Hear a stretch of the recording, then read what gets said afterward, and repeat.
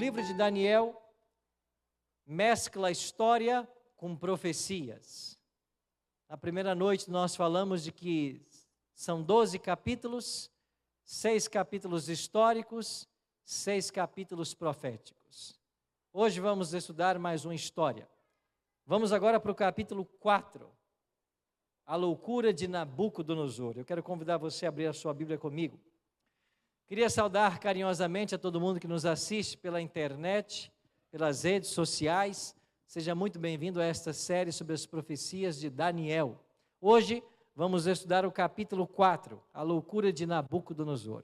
Onde quer que você esteja, você é convidado para tomar a sua Bíblia e juntos mergulharmos no estudo desse livro sagrado. Em cada capítulo nós queremos destacar um número. No capítulo 1, nós destacamos os 70 anos de cativeiro. No capítulo 2, nós destacamos o 4 impérios mundiais. No capítulo 3, nós destacamos o número 3 jovens na fornalha. E no capítulo 4, nós queremos destacar o número 7, porque foram 7 anos difíceis, enfrentados pelo rei Nabucodonosor. Vamos então entender um pouco mais dessa história. Acredita-se que Nabucodonosor seja o autor do capítulo 4 de Apocalipse. Então você está acostumado a falar que a Bíblia foi escrita por cerca de 40 autores ou escritores. Você inclua nesta relação Nabucodonosor, que escreveu aqui a sua história. E esse registro do capítulo 4 e o decreto que ao final, no versículo 37, ele fará, é a última notícia que nós temos da pena de Nabucodonosor. E entendemos que esse grande rei aceitou o Deus do céu por influência de Daniel e estará nas cortes celestiais. Quando ocorrem os eventos descritos no 4º capítulo de Daniel? Acredita-se que tenham se passado cerca de 26 anos entre o capítulo 3 e o capítulo 4. A experiência da fornalha e agora o sonho do capítulo 4. Este é o segundo sonho encontrado no livro. E no capítulo 3, verso 29, Nabucodonosor reconhece a soberania do Deus Altíssimo ao declarar: não há outro Deus que possa livrar como este. Isso tem a ver com a libertação da fornalha ardente de Ananias, Misael e Azarias. Terminamos o capítulo 3 com esta informação. O Deus desses jovens é o Deus que pode livrar. E agora, quando chegamos ao capítulo 4, 26 anos depois, nós temos uma outra experiência interessante. Assim, podemos tentar uma cronologia para o livro. 605 foi a primeira invasão de Nabucodonosor a Jerusalém, quando Daniel e seus amigos foram levados cativos. Depois, 3 anos depois, nós temos a visão do capítulo 2. Depois, cerca de 6 anos, ou um pouco mais, temos o capítulo 3. E 26 anos depois, a história do capítulo 4, que é o segundo sonho. Eu já destaquei com vocês aqui esse verso do profeta Jeremias, no capítulo 7, onde Deus próprio chama Nabucodonosor de meu servo. Mas como que este rei pagão era um servo de Deus? Porque Deus estava usando o império de Babilônia para disciplinar seu povo. E Deus também queria usar a influência desse grande monarca para abençoar o mundo de então. Por isso Deus chama Nabucodonosor de meu servo. Então vamos à história. O sonho acontece e a história se repete. O rei teve um sonho, só que diferente do capítulo 2, onde o rei não lembrava nem o sonho e nem sabia a interpretação, agora o rei lembra o sonho, mas não sabe o significado. E é por isso que ele manda chamar os magos, encantadores, astrólogos e caldeus. Verso 4 diz assim: eu, Nabucodonosor, estava tranquilo em minha casa e feliz no meu palácio. Tive um sonho que me espantou E quando estava no meu leito, os pensamentos e as visões da minha cabeça me perturbaram. Por isso, expedi um decreto pelo qual fossem introduzidos à minha presença todos os sábios da Babilônia, para que me fizessem saber a interpretação do sonho. Então todos os magos, os encantadores, os caldeus, os feiticeiros, e lhes contei o sonho, mas não me fizeram saber a sua interpretação. O rei sabia o sonho, mas eles não sabiam a interpretação. Interessante que em outras ocasiões, eles sempre interpretavam os sonhos do rei. E como eu disse ontem, geralmente era uma interpretação genérica. Mas quando o rei pediu no capítulo 2, para que eles dissessem qual era o sonho, eles não poderiam inventar qualquer coisa, que o rei certamente saberia ser mentira. Agora, passados os eventos do capítulo 2, quando chega o segundo sonho, os magos também já estão advertidos. Se eles inventassem qualquer coisa que não fosse a verdade, as consequências seriam terríveis. E é por isso que eles preferem o silêncio, não se pronunciam. Eles não sabiam. Como de fato ninguém pode saber o futuro, a não ser Deus. E me admira hoje ainda, em pleno século 21, ter pessoas que não saem de casa sem antes consultar o horóscopo. O que os astros dizem sobre o dia de hoje? Pessoas que buscam nos búzios, nos tarôs, na cartomancia, ou mesmo na necromancia, no contato com os mortos, saber o dia de amanhã. Isso são fatos impossíveis. Só Deus sabe o futuro. E se você quiser saber o futuro, basta estudar o livro de Deus, porque a Bíblia mostra para nós tudo o que vai acontecer daqui para frente, pelo menos nos próximos 1000 anos. O rei então relata o sonho a Daniel e pede ajuda. O rei diz aqui que depois dele contar o sonho para os magos, eles nada poderem ajudar. Acompanha comigo o versículo 8. Por fim, se me apresentou Daniel, cujo nome é Beltesazar, segundo o nome do meu Deus, no qual há o Espírito dos deuses, e eu lhe contei o sonho, dizendo. E agora o rei começa a contar o sonho para Daniel. E Daniel ouve atentamente tudo o que o rei havia sonhado. Era assim, disse Nabucodonosor para Daniel, as visões da minha cabeça, quando eu estava no meu leito.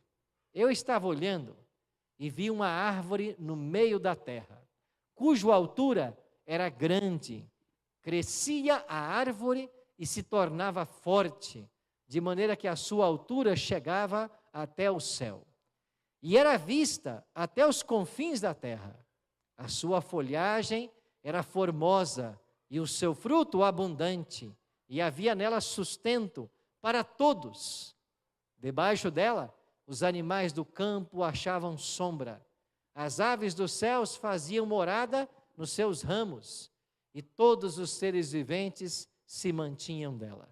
No meu sonho, quando eu estava no meu leito, vi um vigilante, um santo, que descia do céu, clamando fortemente, dizendo: derribai a árvore, cortai-lhe os ramos, derriçai-lhe as folhas, espalhai seu fruto, afugentem-se os animais de debaixo dela, e as aves dos seus ramos, mas a cepa com as raízes, deixai-a na terra, atada com cadeias de ferro e de bronze, na erva do campo. Seja ela molhada do orvalho do céu, e a sua porção seja com os animais da terra, a erva da terra. Mude-se-lhe o coração, para que não seja mais coração de homem, mas seja dado coração de animal, e passem sobre ela 7 tempos. Esta é a sentença, e esta sentença é por decreto dos vigilantes, e esta ordem por mandato dos santos, a fim de que conheçam os viventes que o Altíssimo tem domínio sobre o reino dos homens, e o dá a quem quer, e até os mais humildes dos homens constitui sobre eles. Um sonho de fato impressionante. Não há na literatura nenhum sonho precedente com toda essa simbologia. Nabucodonosor estava temeroso de qual seria a interpretação. Interessante que quando ele termina de contar o sonho para Daniel, Daniel fica triste, abatido, ao ponto de não querer revelar ao rei o significado do sonho. Mas o próprio rei motiva Daniel. Não tenha medo, Daniel. Me conta o que significa. Não fique apreensivo. E então Daniel traz a interpretação para o rei.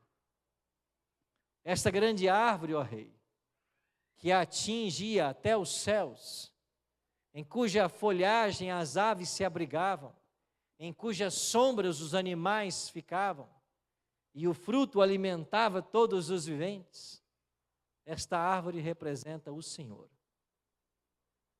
Tratava-se de uma mensagem pessoal, e Daniel começa então a explicar para ele. Versículo 25. Melhor, vamos ler desde do 23. Quanto ao que viste, ó rei, um vigilante, um santo que descia do céu e que dizia: cortai a árvore. Vá para o verso 25. Serás expulso de entre os homens, e a tua morada será com os animais do campo. E dar-te-ão a comer ervas como os bois, e serás molhado do orvalho do céu, e passar-se-ão 7 tempos por cima de ti, até que conheças que o Altíssimo tem domínio sobre o reino dos homens, e o dá a quem quer. Daniel então começa a interpretar o sonho, e deixa claro os elementos. Aquela árvore era uma representação do próprio rei Nabucodonosor. O fato da árvore ser cortada significa que ele seria tirado do trono e seria levado a viver entre os animais. Comeria comida com os bois e o orvalho do céu cairia sobre seu corpo. Mas quanto ao vigilante do céu, que dizia que a cepa da árvore não deveria ser mantida, significa que ele não de tudo perderia seu poder. Mas ao passarem-se 7 tempos, e de acordo com Daniel 11:13, tempo é ano, ao passarem-se 7 anos, ele voltaria ao trono. Mas ele ficaria assim, como um animal, até que ele reconhecesse de que há um Deus que domina sobre todos, e ele dá o seu reino a quem ele quer, e ele coloca os humildes no poder. Foi uma mensagem direta para Nabucodonosor, para abater seu orgulho e para mostrar que, mesmo sendo ele o dirigente da maior potência do mundo, havia um Deus que governava acima de todas as coisas. Quando nós ligamos os noticiários e todos os dias você vê os grandes personagens mundiais com as caras nas televisões, dando suas opiniões, levando avante os negócios das nações, nós somos tentados a pensar de que esse mundo não está sob o controle de um Deus de amor. Mas essa é uma tentação que a gente tem que vencer. Não importa o governante que tenhamos em qualquer nação do mundo, não importa o que eles façam, há um Deus que governa acima desses homens. E por inspiração profética de Ellen G. White, ela diz que muitas vezes, nas assembleias dos homens, quando decisões importantes estão para serem tomadas, anjos, na figura de pessoas humanas, intervêm nos negócios para que os planos de Deus sejam levados a efeito. Deus está interessado em cada história. Deus está interessado em cada nação, em cada tribo. Ele vigia com olhos atentos para saber como as coisas se movimentam nesse planeta, porque o nosso planeta tornou-se objeto de extremo cuidado de Deus, por sermos nós a única ovelha perdida do universo. Ou seja, o único planeta onde o diabo teve sucesso. E é confortante pensar que Deus Pai, Deus Filho e Deus Espírito e todos os anjos dos céus estão constantemente a serviço da humanidade, a nosso serviço. Hebreus diz que eles são ministros que trabalham a favor da salvação, ou daqueles que hão de herdar a salvação. Por isso Deus se importa com cada ser humano, Deus se importa com cada caso. E é por isso que você vê no capítulo 4, mais uma tentativa divina por alcançar o coração de Nabucodonosor. É uma história que vem há anos. No capítulo 1, ele usou Daniel e seus amigos para impressionar o rei com uma dieta segundo a orientação bíblica. E eles se provaram mais fortes, mais robustos e 10 vezes mais sábios que os sábios da Babilônia. E isso chamou a atenção de Nabucodonosor, mas isso não levou à conversão.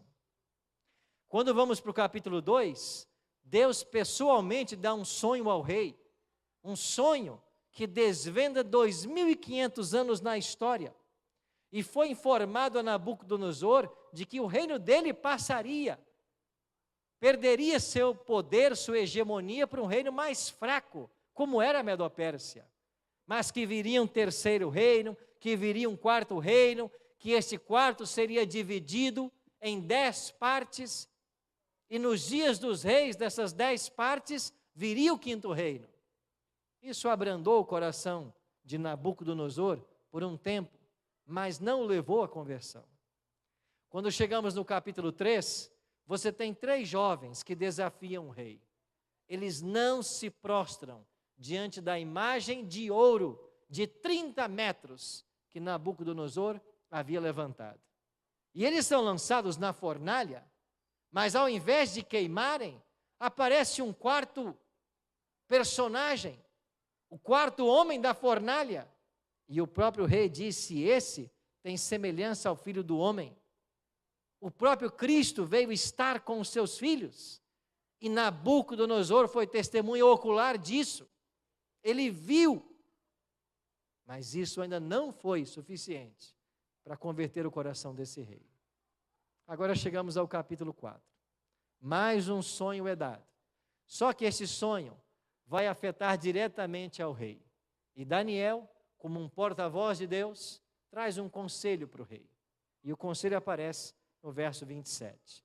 Daniel diz assim: Rei, aceita o meu conselho e põe termo pela justiça em teus pecados e em tuas iniquidades, usando de misericórdia para com os pobres, e talvez se prolongue a tua tranquilidade. Rei, quer um conselho? Ajusta a tua vida com Deus e usa a influência que você tem para beneficiar o próximo. Quem sabe Deus não te dá alguns anos mais de paz. O conselho foi dado. E o que aconteceu em seguida? Como a mente é fraca e como nós somos tendenciosos ao esquecimento. Nabucodonosor se esqueceu do sonho. 4:29. Ao cabo de 12 meses, passeando sobre o palácio real da cidade de Babilônia. Preste atenção. Aonde que o rei estava passeando? Sobre o palácio real. O mesmo palácio onde ele havia construído os jardins suspensos da Babilônia. Uma das 7 maravilhas do mundo antigo.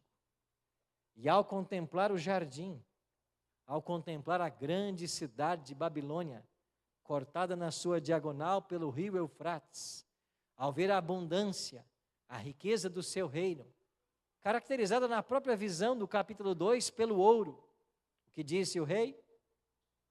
Não é esta a grande Babilônia que eu edifiquei para a casa real, com o meu grandioso poder e para a glória da minha majestade? Você percebe os pronomes possessivos? O orgulho dominava o coração desse rei. Tudo achava ele que era resultado da sua sabedoria, da sua força, do seu prestígio. Eu e você somos tentados assim também. Alguém escreveu que a ignorância é atrevida.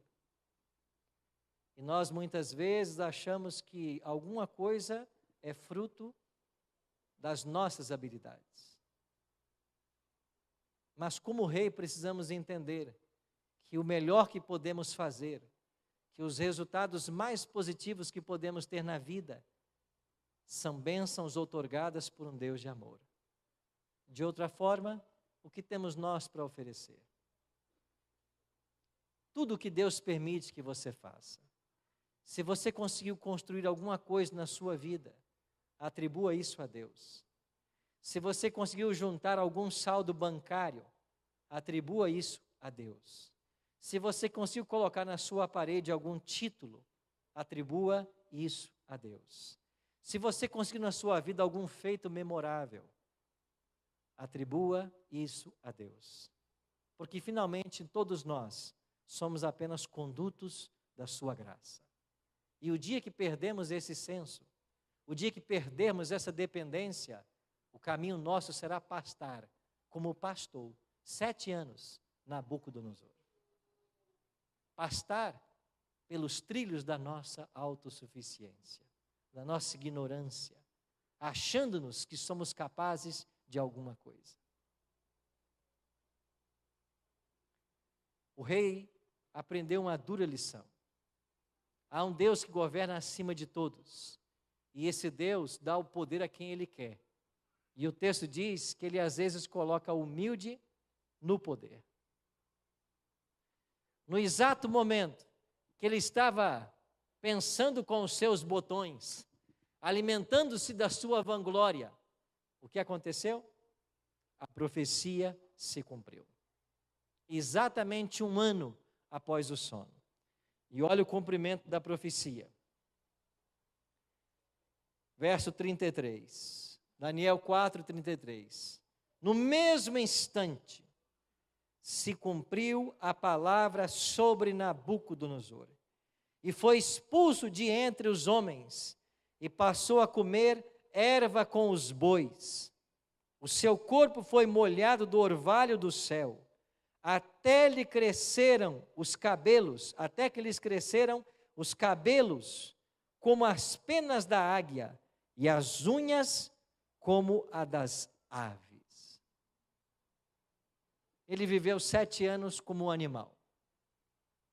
Os estudiosos chamam essa doença de boantropia, zoantropia, licantropia, como queira. Mas é quando uma pessoa assume um comportamento de um animal. Essa foi a doença de Nabucodonosor. Doença conhecida, não ignorada pela ciência. E por 7 anos, ele pastou como um animal. Interessante. Se os reis degladiavam pelo poder, e agora o grande Nabucodonosor perde a consciência, vive como um animal, por que nós não temos outras nações invadindo o território da Babilônia e tentando chegar ao poder? Por que ninguém veio ameaçar a Babilônia nesses 7 anos, enquanto eles estavam sem um rei? É simples. Se existe um Deus que pega o homem sentado no trono e o coloca no pasto, o que esse Deus fará com quem tentar mudar essa história? Não houve ninguém que ousou ameaçar Babilônia nesses 7 anos. E se aí não estava a grande figura do líder Nabucodonosor, quem é que comandou os negócios por 7 anos no reino? Certamente Daniel. É por isso que o texto diz, ele tira o soberbo e coloca no poder os humildes. Certamente Daniel foi quem tomou a frente dos negócios, ao longo desses 7 anos. E em todos os momentos que os súditos se encontravam com Nabucodonosor, vivendo como um animal, a mente deles vinha o sonho e a interpretação. Ele não vai ficar assim para sempre. Daqui a 7 anos ele volta. 7 anos difíceis. 7 anos para reconhecer que há um Deus que governa. 7 anos para entender de que nós somos criaturas e não criadores. Que nós somos canais e não fonte. 7 anos. Agora a pergunta-chave da mensagem do capítulo 4, para mim e para você é: quanto tempo vai levar para nós entendermos o que Nabucodonosor precisou de 7 anos para entender? Quanto tempo? Será que Deus terá que lutar conosco uma vida para que nós entendamos a nossa posição nesse mundo? Para que saibamos o nosso lugar? Para que entendamos o nosso propósito? Quanto tempo vai precisar para entendermos que você não tem tudo nas suas mãos? Não dá para controlar tudo. E mesmo aqueles que acham que o dinheiro é tudo, olhem para os homens mais ricos da terra, alguns deles que foram levados por uma doença, e todo o dinheiro do mundo não podia curá-los. Alguns que dominaram por anos, do dia para a noite, perdem o poder e vão ao fundo do poço. Quanto tempo vai levar para nós entendermos de que nós não somos nada, senão na presença de Cristo? O rei precisou de 7 anos, mas Deus foi misericordioso com Nabucodonosor. E passados os 7 anos, a profecia se cumpriu. Passa para mim um slide aí que não está passando. Olhe agora para o versículo 34. 7 anos se passaram, e o verso 34 diz assim: mas ao fim daqueles dias, dos 7 anos, eu, Nabucodonosor, levantei os olhos ao céu, tornou-me a vir o entendimento, e eu bendisse o Altíssimo, e louvei, e glorifiquei ao que vive para sempre, cujo domínio é sempre eterno, cujo reino é de geração em geração. Todos os habitantes da terra são por ele reputados em nada, e segundo a sua vontade, ele opera com o exército do céu e os moradores da terra. Não há quem lhe possa deter a mão, nem lhe dizer: que fazes? Ninguém pode questionar esse Deus, ninguém pode ser contra ele. Eu elevei os olhos aos céus, eu entendi isso. Às vezes, Deus tem que colocar alguém na cama para que os seus olhos vão para o céu. E alguns, só no leito da enfermidade, aprendem a olhar para os céus. Não espere que os piores momentos se abatam sobre você para você olhar para o céu e reconhecer que há um Deus que governa. Não espere. A experiência é a mestra dos tolos. Os sábios aprendem com a história. O tolo tem que passar pela experiência. Você não tem que pastar 7 anos. Você tem que aprender com a história. E quando terminamos o capítulo 4, você tem agora no verso 37, o decreto de Nabucodonosor. E uma oração. E ele diz assim: agora, pois, eu, Nabucodonosor, louvo, exalto e glorifico ao Rei do céu, porque todas as suas obras são verdadeiras, os seus caminhos justos, e pode humilhar aos que andam na soberba. Foi isso que ele fez com Nabucodonosor. Ele abateu o orgulho do rei. Humilhou aquele que andava na soberba. E esta foi a última informação da pena que nós temos da história. Interessante que a história de Nabucodonosor fala de um poder do bom exemplo. E por cerca de 35 anos, Nabucodonosor teve a companhia e a amizade de Daniel. E eles foram ali, conversando e estudando por um bom tempo. E sem dúvida foi devido à influência desse querido profeta que Nabucodonosor foi levado à conversão. Essa proclamação pública que nós temos, depois que ele toma consciência, reconhecia a misericórdia, a bondade e a autoridade de Deus.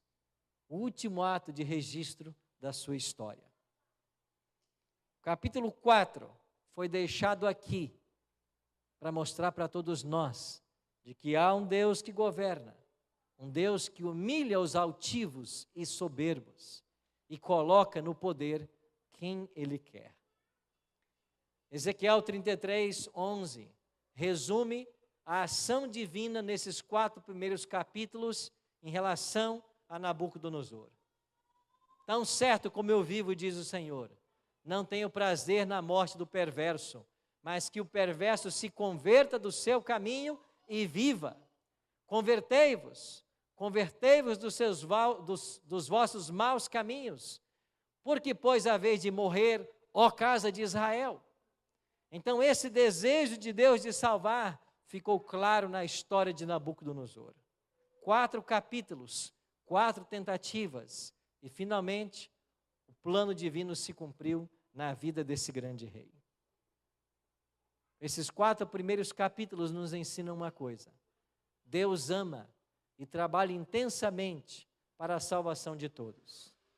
E talvez você, como eu, ao olharmos para as páginas da Bíblia, a gente sinta um pouco de, eu não sei se existe santa inveja, mas eu sinto alguma coisa parecida ao olhar como Deus tratava as pessoas. Como Deus falava pessoalmente com elas. Me veio à mente um exemplo agora. Você está lembrado de Saulo, que era um grande perseguidor da igreja, um homem temido? Mas Deus falou assim para Ananias: vai lá na casa onde está Saulo. Ananias até disse: mas o senhor não sabe quem é Saulo? Mas ele foi, né? Tá, se Deus viesse e dissesse para você uma coisa parecida, você também não faria? O próprio Deus está falando. Por que você vai temer? Mas foi Deus quem falou. Não foi uma intuição que ele teve. Não foi uma impressão. Não foi um conselho de alguém. Ele ouviu a voz de Deus. Vai lá. Eu acho que nessa circunstância eu também iria. Era a voz de Deus. Aí talvez a gente se pergunta: mas por que então Deus não fala tão claramente conosco hoje como falava com eles?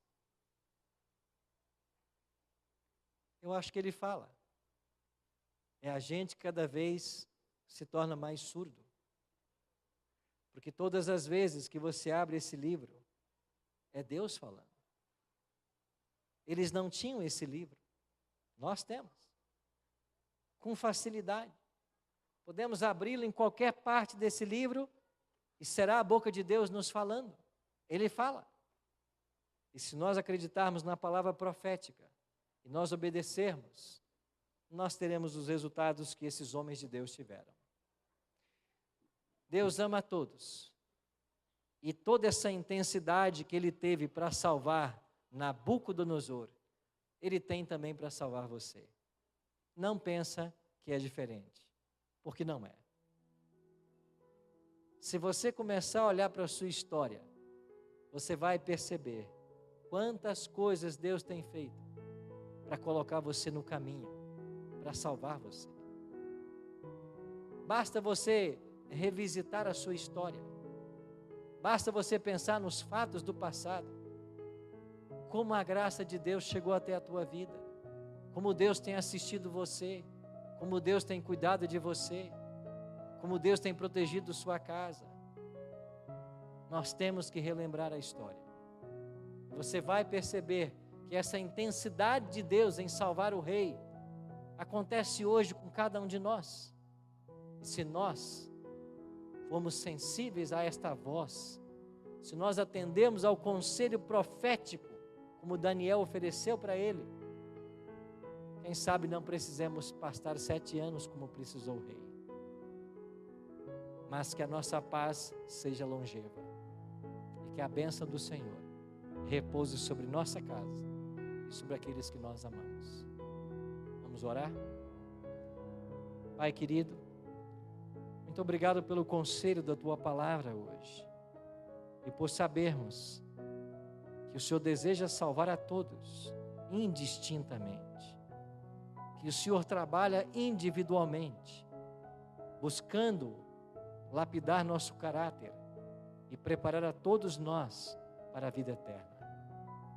Hoje, dá-nos a disposição de ouvirmos a palavra profética, de abrirmos o Teu livro sagrado e de estarmos atentos a cada conselho que em suas páginas registram. E que através da influência do Teu Espírito, os nossos olhos também sejam elevados aos céus.